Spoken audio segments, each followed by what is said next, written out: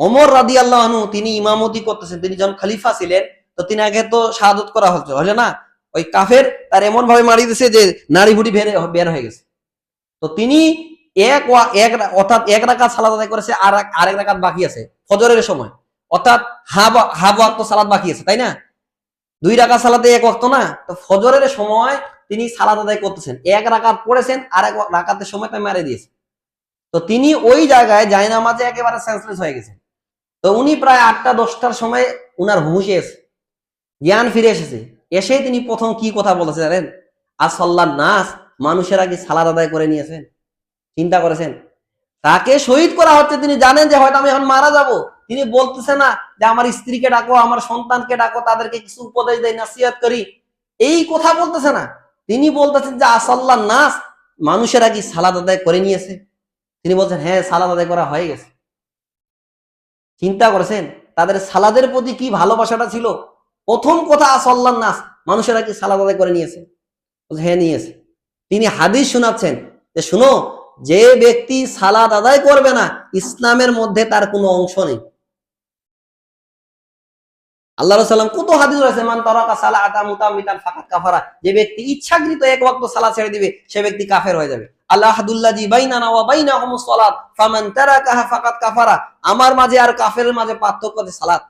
এইখান থেকে ইবনুল কাইয়্যিম রাহমাতুল্লাহ আলাইহি তিনি বলেছেন, কেউ যদি ইচ্ছাকৃতভাবে 1 ওয়াক্ত সালাত ছেড়ে দেয়, সে ব্যক্তি কাফের হয়ে যাবে। এখানে ওমর রাদিয়াল্লাহু কি বলছেন যে না, কি জানি না জানি আমি এইভাবে মারা গেলে যদি আমি কাফের হয়ে মারা যাই, 1 ওয়াক্ত 1 রাকাত হাফ ওয়াক্ত ছাড়িয়ে গেল, 1 রাকাত তো সালাত পড়তেই পারিনি আমি। এই কারণে তো টেনশনটা এইরকম,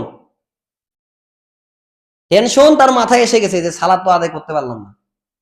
আর আজকে আপনার মাস কি মাস যাবত আপনি সালাত আদায় করেন না, আপনার কোনো টেনশন নেই। এই কারণে শাইখ সালেহ আল উসাইমিন একটা কিতাব রয়েছে হুকমু তারিকুস সালাত, ওইখানে উনি বিস্তারিত দিয়েছেন, কোরআনের আয়াত হাদিস অনেক সবগুলো নিয়ে এসেছেন। সালাত আদায়কারীর দুনিয়াতে কি শাস্তি হবে, এইগুলা সবকিছু দেওয়া রয়েছে। আপনি সালাত আদায় করেন, আপনার স্ত্রী সালাত আদায় করে না, একজন কাফের আর একজন মুমিন, বিবাহ কেটে যাবে। তিনি বলছেন যে ইদ্দত পালন করার পরে এমনিতেই তালাক হয়ে যাবে। চিন্তা করেছেন? যে ব্যক্তি সালাত আদায় করে না, সেই ব্যক্তির জানাজা পড়া যাবে না।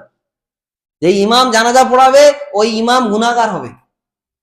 আজকে যদি ইমামরা এইভাবে ঘোষণা করে যে যেই ব্যক্তি সালাত আদায় করবে না, তার জানাজা আমি ইমাম পড়াবো না, তাহলে সালাত আদায় করে সংখ্যা বাড়বে না কমবে? বলেন দেখি, বাড়বে না কমবে? বাড়বে না। কিন্তু কই, কোনো তো ঘোষণা হচ্ছে না। মসজিদগুলোতে এইভাবে ঘোষণা দিয়ে দিক না, কমিটিও বলুক যে যারা সালাত আদায় করবে না, এই মাঠে তার জানাজা হবে না। কোথায় নিগাবেন? ও শিয়াল মারা গেলে, শিয়াল কুকুর মারা গেলে যেমন পা টানে নিয়ে যায়, ওইভাবে নিগাবে। গোসলও হবে না তার জন্য, তো কারণ সে মুসলিম না, সে হিন্দুর চাইতেও খারাপ। একটা হিন্দুর তো ধর্ম রয়েছে, ওই গিয়ে পূজা করে, আর আপনি কি করেন? আপনি কিছুই করেন না, বলছেন যে লা ইলাহা ইল্লাল্লাহ, আমি ইমানদার হয়ে গেছি, বাস। কিসের ইমানদার আপনি? আপনি লা ইলাহা ইল্লাল্লাহ মুখে স্বীকৃতি দেখেন, আমল বিল আরকান, আমল করে পরিণত করেন। ঈমান আনার পরে আপনার যেটা প্রথম কাজ, সেটা হচ্ছে সালাত আদায় করা।